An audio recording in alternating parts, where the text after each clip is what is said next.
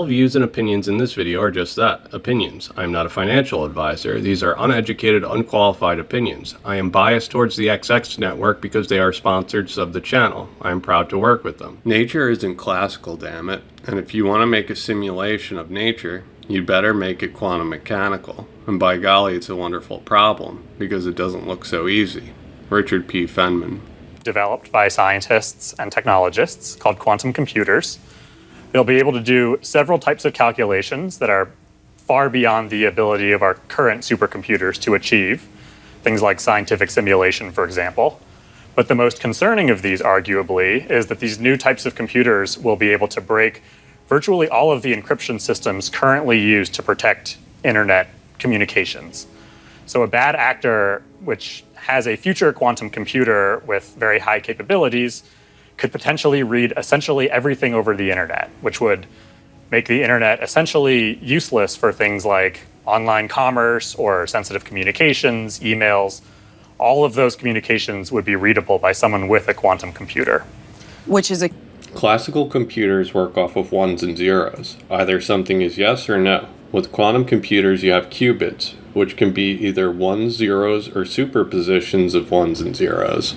This allows quantum computers to process exponentially more data compared to classical computers.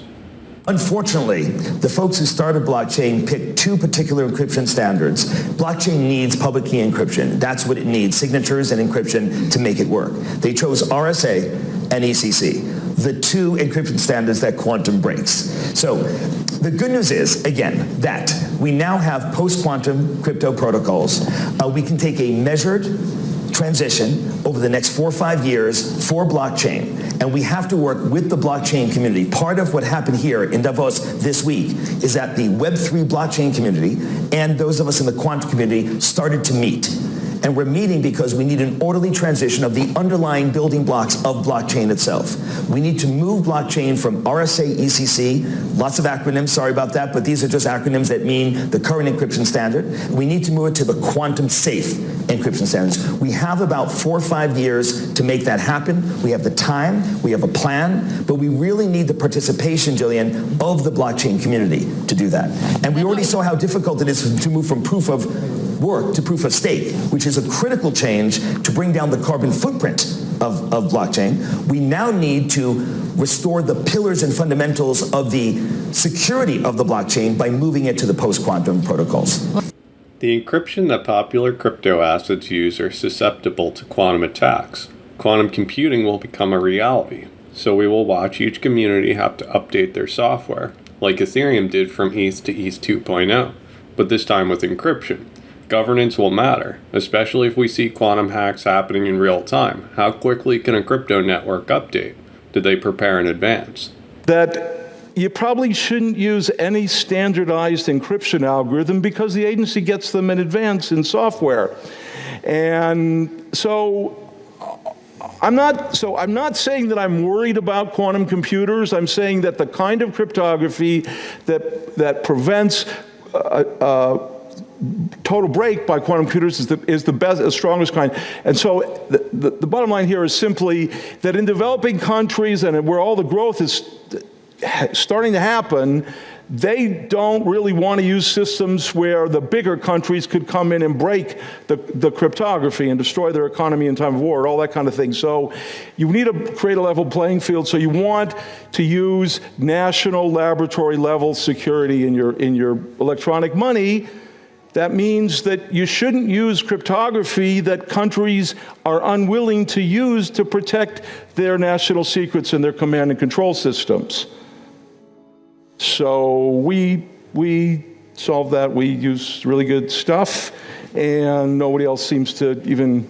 They're all moving in the opposite direction. All the real fancy cryptographers are, hooking up really wild things that are based on increasingly bizarre assumptions. So that's essentially. All encryption is exposed with quantum computers. This means everything on the internet as well as the history of everything recorded on the internet. This means national secrets. Wars are fought in cyberspace and encryption is security. In 2018, Trump signed the Quantum Act that Biden's following through with. On May 4th, Biden signed a memorandum to promote U.S. leadership in quantum computing while mitigating risks. In the memorandum, VPNs that are used by agencies will be updated to quantum-resistant cryptography by December 2023. By December 31st, 2023, the Secretary of Defense will deliver a report on the risks of quantum on national defense and supply chains. Whatever nation-state develops quantum computing first and breaks traditional encryption will have a huge high ground. The nation will also be incentivized to keep the quantum development a secret. First, I think it's one of the wonderful things about quantum is that it's born cloud native. If you look at the past 40 years of computing hardware, it was on premises. You had to buy these large machines, install them in your facility, and then amortize that use over, say, 7-8 years, and then go to the next generation. And that's the history of IBM 360, DEC, Sun, SGI, Dell, Lenovo, so on and so forth. This being cloud native is a really big advantage because we want it meshed together. We want CPU, GPU, and QPU, quantum processing unit. We want them all interacting with each other. These specialized chemistry applications, for example, on quantum, that's what you run on quantum, and then interacting with CPU and GPU. So all that is cloud-based. So the good news is that right now already, academic students, corporations can get access to very, very primitive quantum computers, but that portends well for the future in terms of access when we get scaled, fault-tolerant quantum computers. Absolutely correct. This is not just a blockchain issue. This is fundamental to the entire financial banking system. This is not only data in motion, i.e. payments, transactions, as they're moving through the SWIFT system, through other systems that we have around the world, it's also the data at rest. Under the compliance regimes around the world, banks and others are required to keep the records of their customers for 10 to 20 years. This is why we must move the encryption. We have to re-encrypt all that information into the new standards because of SNDL, because of the steal now, decrypt later attack that is underway right now. So it's fundamental both for the data that we have at banks today, at pharma, at governments, at telcos, and also fundamental to the data in motion. All of your data is stored, all of your financial information, all of your browsing information, your entire digital history is stored. Cloud services like Amazon's AWS or Microsoft Azure's has quantum computing today, except for it's very primitive and not powerful enough to break encryption. As a matter of fact, AWS will give you 1 hour for free to work with quantum. Once an attacker breaks the signatures that currently allow coin holders to verify their ownership, prove their ownership of a wallet, especially after the public key is revealed in an earlier transfer, the attacker can pose indistinguishably as the true owner and move the coins wherever. But also, attackers could simply wreak havoc by destroying consensus. Few at this point would maintain that such quantum computers are very unlikely in the next 5 years. But many realistically think that they are very possibly just a few years out. In fact, they might even already exist in secret government laboratories. The exact timing depends on breakthroughs that may surprise everyone or the steady progress of some of the major projects that are already underway. Everyone agrees that the question is not if, but when. So here's a couple of news articles that show that there's a lot of momentum in this space these days. There's major technology companies, national laboratories, a lot of money's pouring into startups.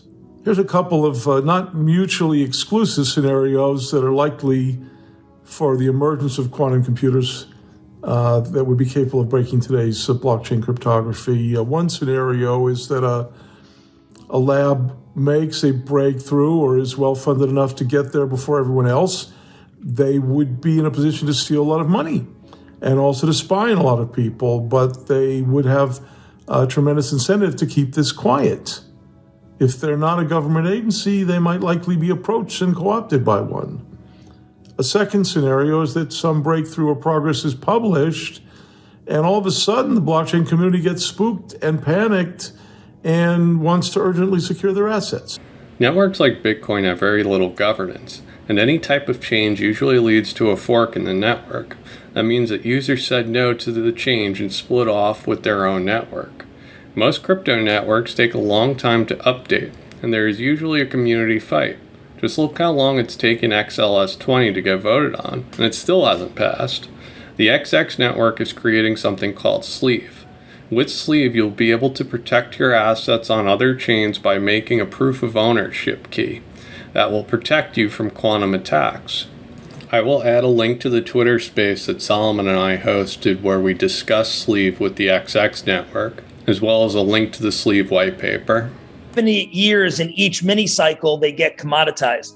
That commoditization will happen even quicker with quantum hardware because it's cloud native. So most people will not be buying quantum computers. They'll be accessing it over the cloud. And right now, you can go to any one of these providers and access a quantum computer this minute as we speak on this call today and access actual quantum computers and run real states of superposition entanglements using CNOT gates and other gates on actual computing hardware. My initial thoughts about quantum were, if only governments and big tech can afford to create them, what is the likelihood that they would attack crypto?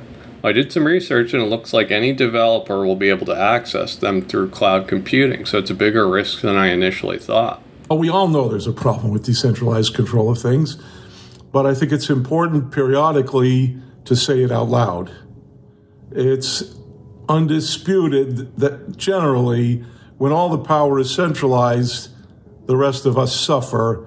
Now, in the last century, there's been an awful lot of egregious abuse. And so, for example, here's a simple graph from the United Nations that shows the kind of things that happened.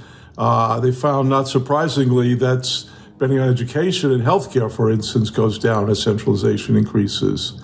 Put simply, power corrupts.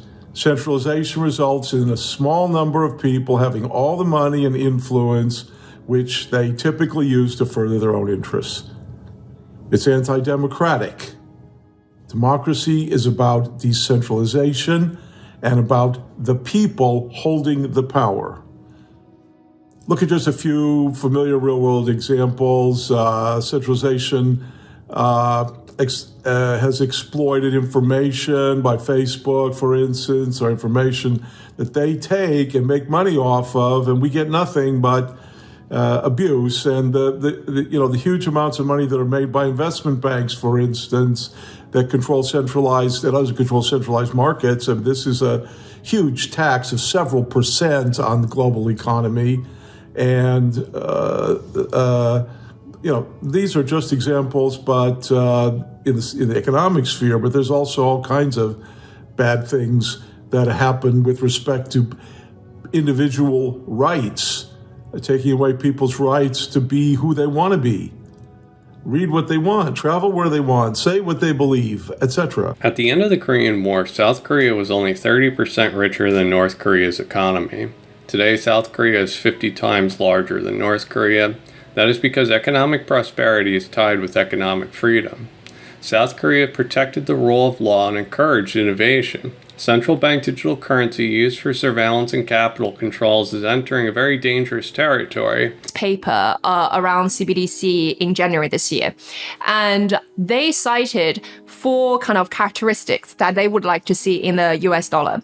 So the number one is it should be privacy preserving, which is really good because they understand the importance of protecting consumer privacy. And they want to make sure that this I'm a little surprised. I would have thought that wouldn't be top of the list, frankly. I mean, the governments are heading towards a not private stance in most other things. And so privacy is clearly a very important thing. And, it's great to see central bank addressing this like directly and head on. It's good to see. So that's the number one characteristic, to have privacy, right? Stablecoins are public. If someone has your address, they know your financial history. A CBDC will come with laws. A stablecoin will follow existing laws.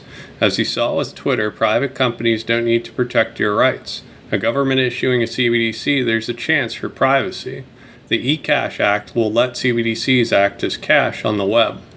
Use of federated sidechains is central bank digital currencies, and I will say one thing, which is a lot of people think that CBDCs will sort of tighten government control over the movement of money, but I think it's actually exactly the opposite, because the vast majority of government control over the movement of money is indirect. It's not that the government stops you from moving money; it's that your bank account gets closed.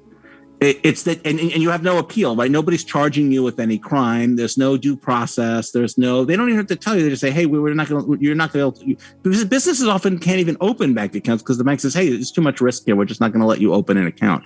The way regulation rears its ugly head for people is indirectly through people other than regulators. If CBDCs replace this indirect regulation with direct regulation, where the government has to actually say no, that's a much better situation, because when the government says no, they have to give you a reason, and you can challenge that reason, and you can push on legislators. And so if we can replace this sort of soft indirect regulation where every bank just says no and you can't get access and you have no appeal and lots of people will tell you that they've had this experience where they need some financial product and literally every bank says no. And it's like, oh, well, I guess I just can't do that then. Marijuana dispensaries are a good example. But even if you're familiar with Operation Choke Point, where the United States government decided that it would cut off financial access to completely legal businesses that were just disfavored, legal porn, firearms companies. If we're going to make those things illegal, that's fine. We can do that. We're a democracy. If we want to ban porn, we want to ban firearms, we can do that. But what we should not do is not ban them and have an effective, indirect, unappealable shadow ban that comes from regulators saying to banks, this looks suspicious to us, and where the ultimate victim has no appeal. So CBDCs replacing indirect regulation with direct regulation could actually be a liberating force. And of course, it doesn't threaten legitimate sanctions against things like money laundering and human trafficking, and of course, invading. Have you tried to pay for something in a $100 bill recently? The stores can't make change. What happens when we move to this cashless society? And all the private stablecoin providers or wallet providers are just like Twitter. David has come out and said the XRP ledger is waiting for the right quantum-resistant encryption to update. There are workarounds for quantum-resistant wallets on the XRP ledger, and I will certainly ask the developers of the XX network to think about the XRP ledger when they move further along with the sleeve wallet. Are they right? Well, it may be a bit late for that. I remember talking to an Australian diplomat at one point about this break between the US and China, and said, both sides are going to say, whose team are you on? And he said, our job is to make sure the question never arises. But the question has arisen. And so I think we have to go deeper. And it's not about the US versus China. It's about what underpins a world order is always the financial system. I was very privileged. My father was an advisor to Nixon when they came off the gold standard in '71. And so I was brought up with a kind of inside view of how very important the financial structure is to absolutely everything else. And what we're seeing in the world today, I think, is we are on the brink of a dramatic change where we are about to, and I'll say this boldly, we're about to abandon the traditional system of money and accounting and introduce a new one. And the new one, the new accounting, is what we call blockchain. It means digital.